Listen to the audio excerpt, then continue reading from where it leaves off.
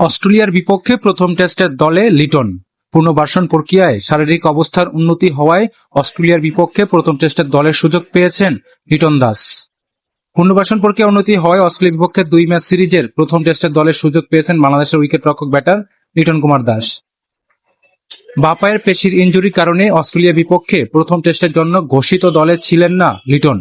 Injury থেকে সুস্থ হয়ে ওঠার জন্য পুনর্বাসন প্রক্রিয়ার মধ্যে ছিলেন তিনি। পুনর্বাসন প্রক্রিয়ায় শারীরিক অবস্থার উন্নতি হওয়ায় অস্ট্রেলিয়ার বিপক্ষে প্রথম টেস্টের দলের সুযোগ পেয়েছেন লিটন। ডারউইনে বাংলাদেশের দলের সাথে যোগ দিতে আগামীকাল অস্ট্রেলিয়ার বিমান ধরবেন 31 বছর বয়সী এই উইকেট রক্ষক ব্যাটার।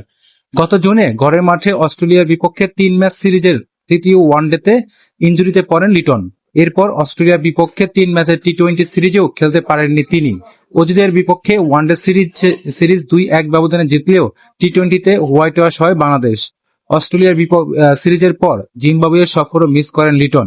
জিম্বাবুয়ে সফরে এক ম্যাচের টেস্ট, 3 ম্যাচের ওয়ানডে ও টি-20 সিরিজে অংশ নেয় বাংলাদেশ।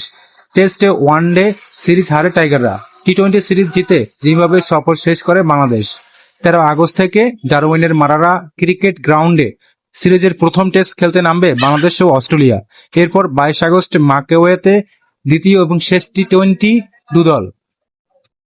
2 ম্যাচের সিরিজ আইসিসি বিশ্ব টেস্ট চ্যাম্পিয়নশিপের চতুর্থ চক্রের অংশ। দীর্ঘ 23 বছর পর অস্ট্রেলিয়া মাটিতে টেস্ট খেলবে বাংলাদেশ।